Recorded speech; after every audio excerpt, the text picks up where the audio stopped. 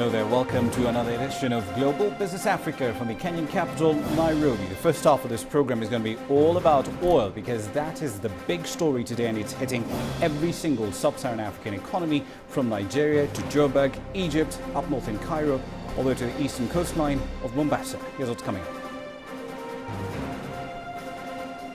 Falling prices of oil are giving Africa a bigger economic hit than Ebola as OPEC decides not to cut output. Zimbabwe reiterates its stance on indigenization, but it allows foreign investors to negotiate timeframes for compliance. And we'll be looking at the business of fashion in Togo, where designers are looking to wow investors.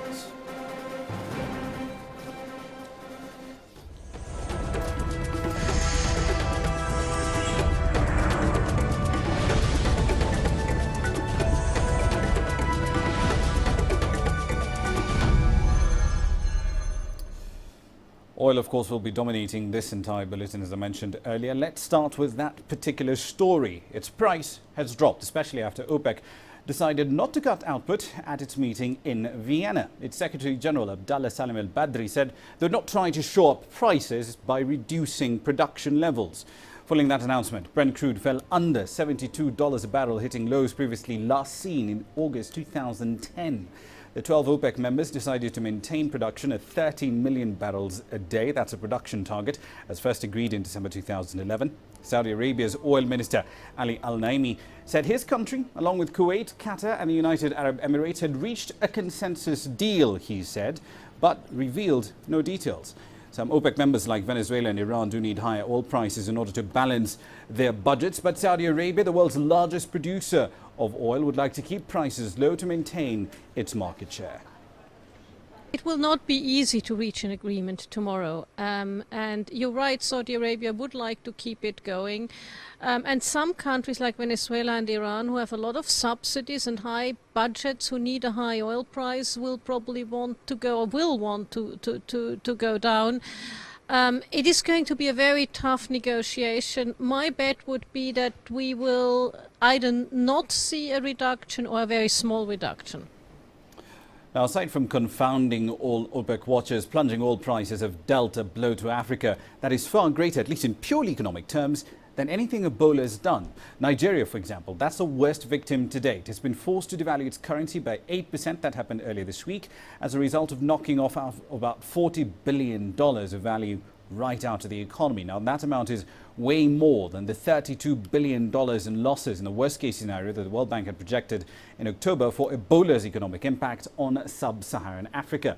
That was later, of course, revised a little lower to anywhere between $3 and $4 billion at the end of its projected range.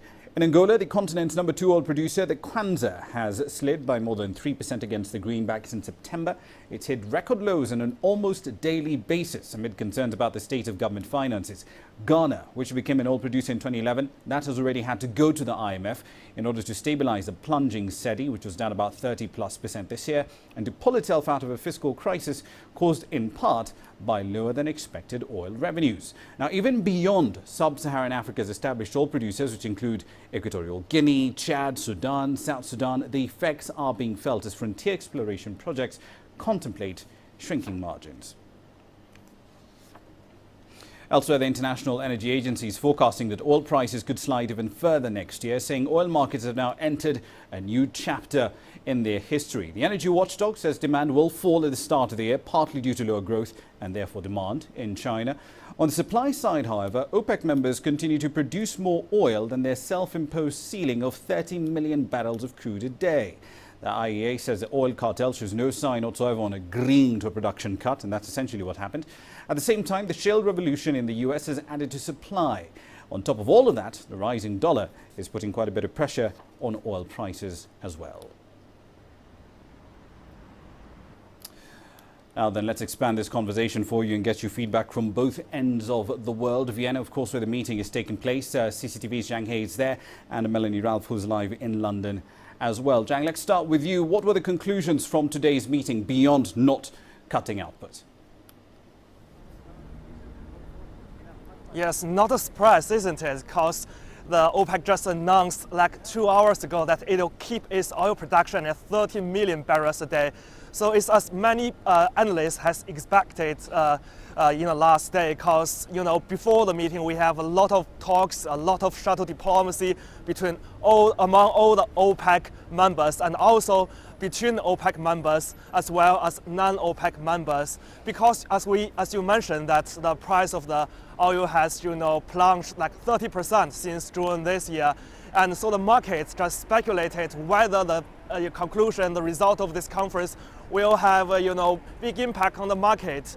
So as we can see, right after the announcement of keeping the oil production at the same level, the price of oil just plunged to a new level, just dropped more than 3% and to nearly $76 US dollars per barrel. So it's a new low. And before the meeting, people say that if the OPEC just keep its production, the oil price will drop to a new level.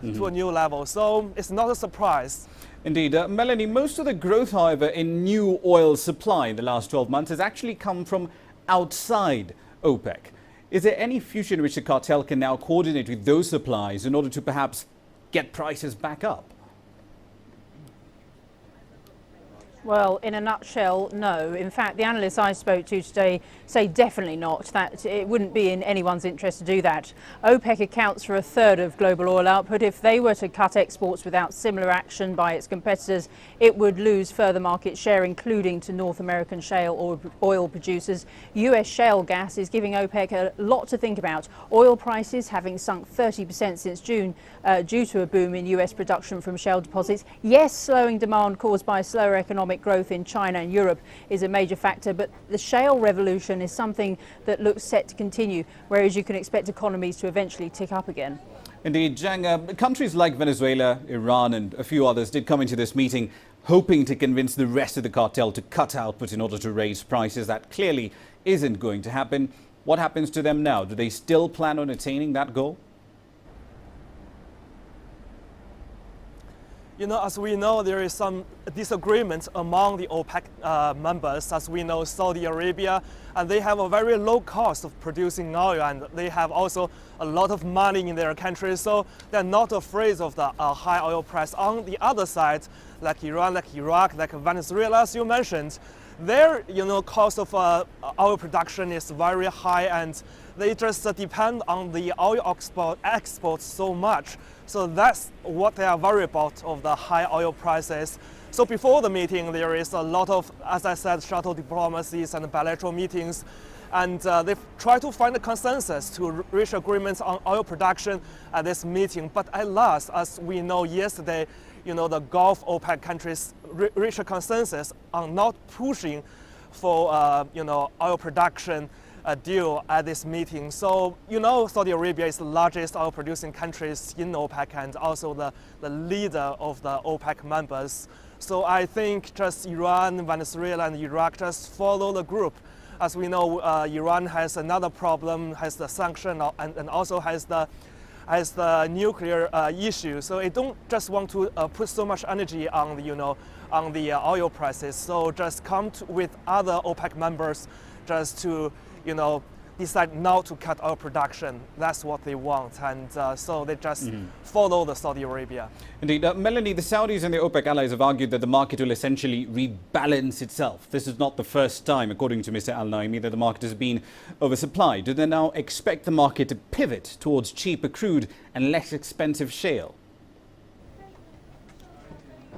Well, we know that production costs with shale can be quite expensive. Now we've seen output isn't going to be cut. A price war within the OPEC cartel could drive down prices further and might make some future shale oil projects uncompetitive due to those high production costs. But shale has a fixed cost to production, and as technology improvements continue, the cheaper operations will become. And some analysts say that technology with shale gas production has improved a lot faster pace than predicted. The big game changer is, of course, demand. An increase could really level out the playing field again. Indeed, we'll have to leave it there for the time being. Thank you very much for your insights, Melanie Ralph, live in London, and Zhang He, of course, in Vienna, the Austrian capital. We'll keep tabs on this story for you as it develops a little further. Now, let's get back to Nigeria. Its government has ordered Royal Dutch Shell to pay $3.6 billion in compensation for damage caused by an oil spill at its offshore Bonga field some 3 years ago. Two Nigerian government agencies had sought compensation from Shell. The National Assembly, however, legally can recommend fines that the government should impose on oil companies, but it also doesn't have the power to enforce them. The House Committee on Environment gave its ruling after years of post-impact assessment studies to determine the effect of the spill on the environment. Hundreds of thousands of barrels of crude are spilled in the mangrove creeks in Nigeria every year, destroying the environment and livelihoods along with it. Many are caused by sabotage or oil theft, but a United Nations report in 2011 saw oil companies do not do enough to clean up spills or to maintain their infrastructure properly. Away from commodities, Zimbabwe's economy is expected to slightly pick up to 3.2% next year from an estimated figure of 3.1% this year. Farai Makutuya has the details.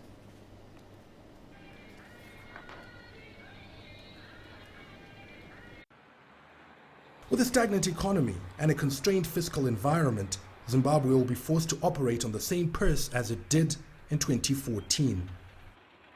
The implication is that 2015, the belts are going to be strapped much tighter because you have a scenario of greater needs. At the same time, the purse has remained more or less static. Unfortunately, the bulk of that expenditure will go towards paying salaries, with only 8% going towards capital projects. The major highlight of today's presentation was indigenization. The finance minister announced foreign investors can now negotiate timeframes by which they should comply with the mandatory requirement to give up at least 51% stakes to locals. The move could unlock millions in potential investments, but may also open up a new can of worms. He has made it more dangerous because he's now leaving to individual ministers to negotiate, and wherever there's discretion, there's corruption. Chinamaso also extended duty-free import rebates for various industries to try and stimulate industrial capacity utilization, currently below 40%. The record number of small-scale tobacco farmers will be charged a slight levy for every dollar they earn as government attempts to shore up its revenue collections. The Zimbabwean economy continues to be weighed down by a debt overhang estimated at $8.38 billion. Cabinet is set to implement a 15-point debt management plan in 2015. In addition, Zimbabwe will approach the IMF for debt relief. A new women's bank aimed at empowering women entrepreneurs who make up the bulk of small businesses is also on the cards in the new year.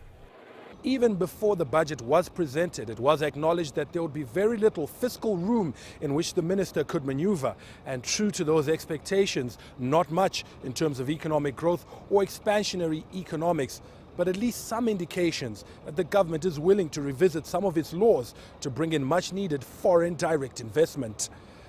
Farai Makutuya, CCTV, Harare, Zimbabwe. Now, up north in Cairo, the former Egyptian Prime Minister Hazem Beblawi has announced that he will be heading to the US early next week to take up his duties as the IMF's executive manager. He was elected by all Arab states represented in the IMF for this post.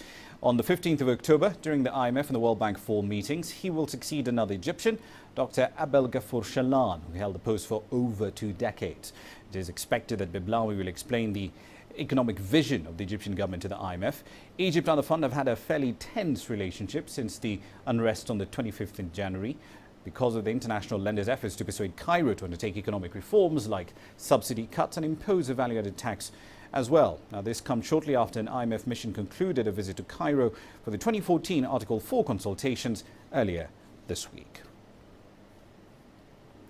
Egypt's central bank said on Thursday it would be keeping its overnight deposit and lending rates unchanged at 9.25% and 10.25% respectively after a monetary policy committee meeting. The bank, however, didn't give a reason for its decision, only saying a full statement will be coming in a little later.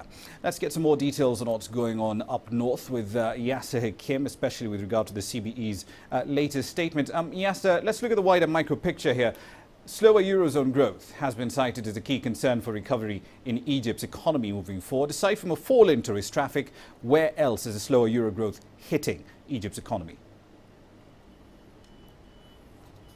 Two very important aspects or sectors. First of all, foreign investments. Egypt is looking for foreign investments from around the world to stimulate the economy. And obviously Europe, the biggest trader for Egypt as a region, is a major component of this. And there were expectations that investments will increase, but there are investments coming in, but not as expected. It's a bit slower than years before the 2011 uprising, when it was at a higher rate. Secondly, obviously, is imports. Egyptian exports to Europe has not gone back to normal levels. It's not up to the standards and expectations, and that's probably also due to the slowdown in growth in Europe. So those, and tourism, obviously, like you said, those three are major aspects that have affected the Egyptian economy. Indeed, let's talk about the Egyptian pound. It's been relatively volatile against the American dollar, especially in the black market. £7.60 or so is a number for today. What measures will the MPC take to end that volatility? Well, like you said at the beginning, that the CBE decided to fix the rates, not change. They were mainly saying that in July there was an increase, and they don't want to increase it twice in a year, because this could cause some inflation in prices when you increase the interest rates. So they kept it stable, but at the same time, a lot of exchange rate offices, exchange currency offices were closed down, offices that were seen as have traded in the black market, not legally, and this is a punishment that would keep others at bay. The government also decided that it will dollarize their auctions. There will be more auctions for dollars in the market, to release dollars into the market, especially for importers of basic goods and necessities, and also as banks. So dollar auctions and exceptional tenders for dollars are increasing. Over 300 in 2014 alone, dollar auctions in Egypt and exceptional tenders. So that's big, and that will continue to try to keep a balance in the market. But what really will be effective is to increase the income, and that comes from tourism and investments and also production. Indeed. Finally, Yasser, given how tightly the Egyptian Central Bank controls the exchange rate of the pound to the dollar, is devaluation of the pound an option, especially as the US dollar rises in strength? Not now. The CBE is saying it's doing its utmost not to have to devalue the currency. It's fighting the black market as much as it can. The CBE's deputy chief said that in 3 months he promises there will be no black market, and that the Egyptian pound will remain stable. So it's not an option for the CBE to devalue the currency at this moment. Indeed, we'll have to leave it there for the time being. That's Yasser Hakim live in Cairo. Speaking of which, let's head over to the market, see what's happening out there today. A positive day, surprisingly. We've seen a lot already on this particular board for most of this week, but today, completely different story. The EGX30, where we've just come from, was up by almost a full percentage point. In Nigeria, positive numbers. The JSE over in South Africa breaking a 3-day losing streak. Safaricom over in Kenya also hitting a new high. It was about 14 shillings a share in trading earlier today.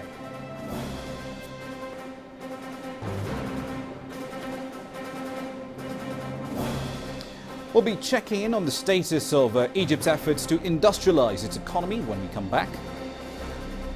And we'll also take you to TEDx Mogadishu, bringing the city's young people to debate and exchange ideas on how to rebuild Somalia.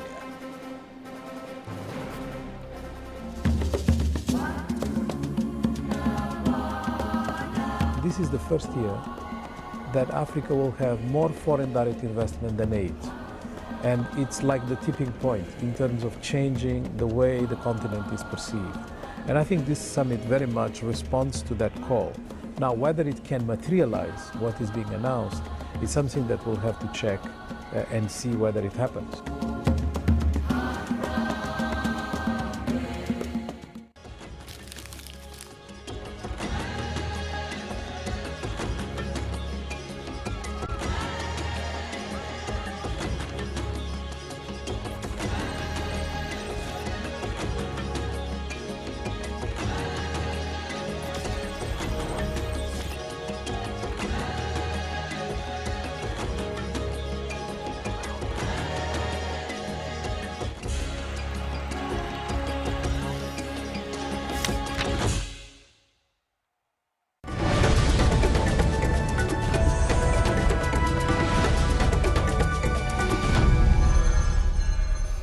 Welcome back. You're still watching Global Business Africa from the Kenyan capital, Nairobi. Let's take you to Egypt. It might be home to one of the oldest civilizations in the world, but it's still facing challenges even today in changing its economy from one predominantly based on agriculture to one based on industry.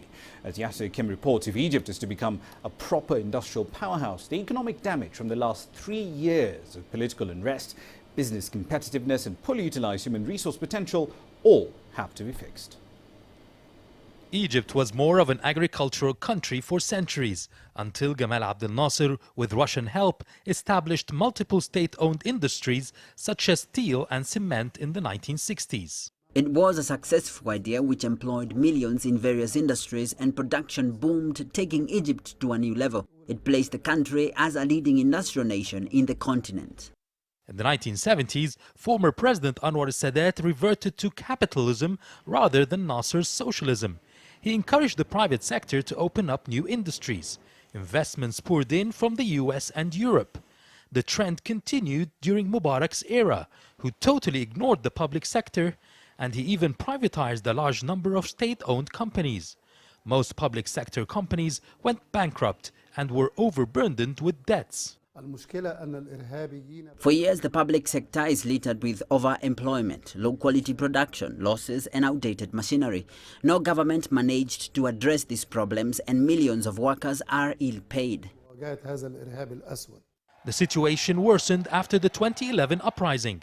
The absence of security and widespread violence led to the closure of nearly 80% of factories, and many foreign investors had to leave the country. By 2014, many factories have reopened, but with an ailing economy. The government is now trying hard to attract foreign investments back and rebuild the industry sector. The government is now amending laws and preparing the proper atmosphere to facilitate the opening of new industries. Hope lies in the upcoming economic summit in Egypt next March to help receive much needed investments and establish new industries. Yasser Hakim for CCTV, Cairo. TEDx Mogadishu returned to Somalia for the third year in a row with a focus on a fairly lively debate about the country's potential. Somalia's economy is slowly recovering from over 2 decades of conflict, even though the federal government is still fighting an Islamist insurgency. Speakers at the event hailed the peace and the growing sense of optimism in Mogadishu. Most of the attendants were young people involved in the city's development and reconstruction. TEDx is a spin-off from Technology, Entertainment, Design annual global conferences, which are often held under the slogan, Ideas Worth Spreading. Over 10,000 TEDx talks do take place around the world every year. What TEDx Mogadishu does, it actually brings people together. It allows them to just sit back and listen to what's happening and to have an opportunity to interact with like-minded individuals. We haven't had a space like that for more than 2 decades. And I think that's why it's met with such optimism and such excitement every single year that TEDx Mogadishu is in town, because they want to hear, okay, what's happening in my city and how can I be a part of this great change? I think it's interesting to bring all the ideas together, and it's a great platform to discuss what we're up to, what we're doing, and how we're doing our part in the rise of Mogadishu. There's a lot of individual stories taking place, but if we just take a step back and look at the collective, everyone's doing their part to ensure growth. There's a room full of very educated, very bright, energetic, mostly young Somalis. So they're very, very united in their optimism about Mogadishu rising and Somalia rising. Now, if you were to essentially explain oil prices in terms of Game of Thrones, the Saudis right now would be the Lannisters, and this is a very good reason why. $4 shaved off Brent crude down to about $73.50. That data is about a few minutes old. Of course, we do understand things are moving fairly fast in the oil market. Venezuela's oil minister left the OPEC meeting in Vienna earlier today. According to Reuters, he was, quote, visibly angry. We'll keep you up to date on what's going on in King's Landing as far as oil is concerned, right here on CCTV.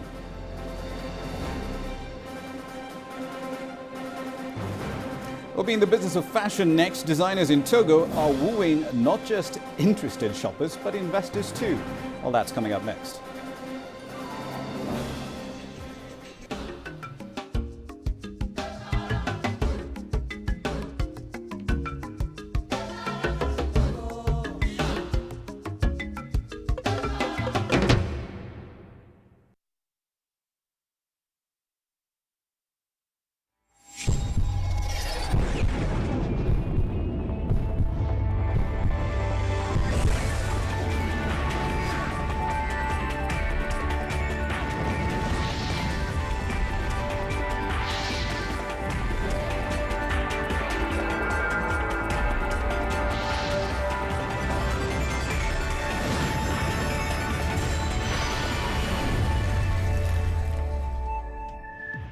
BizAsia. Asia means business.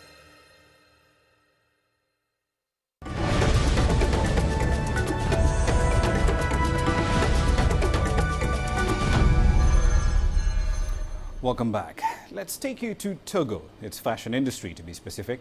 It recently got exposed to new markets at the 4th edition of the Togo Fashion Festival in the capital, Lomé, with over 12 designers from right across the region present. Investors, however, were also there, and this event aims to showcase the strides that Togo's fashion industry has made so far. In tonight's edition of Grassroots, we take a look at what's on offer on the runways of Togo. African fashion has become of age. Today, the demand of attires designed with an African touch is on the rise, and as it is, the fashion industry is gradually becoming the next business hit. For Simon, a designer from Burundi who was showcasing his work at the 4th edition of the Togo's Fashion Festival, fashion on the continent has become a lucrative venture, and therefore they have to keep evolving as designers. African fashion reaches a big momentum. There is a big crowd attending, and this pushes African fashion to get ahead. It is a vehicle for peace as well as economic force. Dubbed BIMOD 228, the event carried the theme from one generation to another, shared excellence, to symbolize the new age designs in the fashion industry. Organizers of the year's event say they managed to create platforms for young designers on the continent. Our work paid off. Young talents are here, ready to take over the relay. They competed in imagination. It is not at all easy to put 12 young designers of this stature on the same podium. African fashion is unique, and the industry has become a breeding ground for international investors and designers. Some African fashion brands like Eki Orleans, by London-based designer from Nigeria, are now competing with the international market with bigger and more recognized brands. For my outfits, the materials are African and the style is European. It's a mix of cultures that I created to give international exposure to the wax, which is our main raw material, to improve it. I want to show the world that we too are able to value our products, which are our roots, to showcase them in outfits that are of the most respected type in the world of clothing. They open all doors, embody elegance and personality. Togo, Nigeria, Benin, Ghana, Senegal, Burundi and Congo were all represented by designers with runaway pieces that stunned the audience. I just had a lovely evening. We discovered a lot of talents from close to home. It was a magnificent event, high in color and emotion too. A total of 12 young designers and 40 models participated at BIMOD 228. Noel Wakugu, CCTV. All right, then let's bring you a quick update on some breaking news story here from Reuters. Apparently, an explosion has taken place at a bus station in northeastern Nigeria. At least 40 people are dead, and that includes 5 soldiers, according to witnesses and a security source on the ground. We'll have to leave it there for the time being, but of course we'll give you updates on that story as it develops. That's it for this edition of the program. Do send your feedback to Global Business Africa at cctv.com. And when we're offline, Facebook and Twitter are your ports of call. Thank you so much for watching. We'll see you in the next 23 hours. I'm Ramanya.